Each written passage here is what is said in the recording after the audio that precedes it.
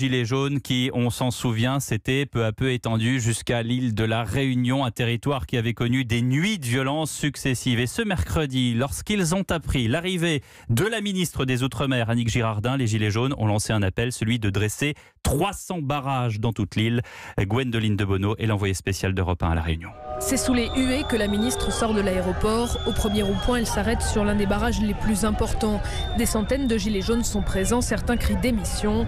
Annick Girardin monte sur une palette puis écoute leurs revendications. L'hostilité se dissipe au profit de la parole. Est-ce qu'on pense à nous en tant que mère de famille? Aujourd'hui, on va dans les grandes surfaces, on est obligé de prendre le premier prix pour pouvoir manger. Il est où le travail? Il est où le travail?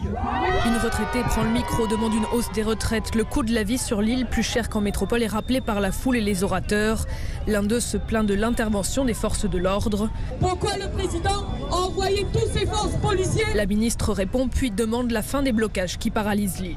Alors je vais demander aux forces de l'ordre de respecter l'ensemble des manifestations pacifiques. Et je vais aussi vous demander de faire le moins de blocage possible ou alors on ne pourra pas. Non, répondent les manifestants, d'abord des mesures concrètes. Annick Girardin veut convaincre. Vous avez en face de vous quelqu'un qui peut vous comprendre, quelqu'un qui peut vous aider. Dans un long discours, une femme expose à la ministre les maux dont souffre l'île, le clientélisme, les discriminations.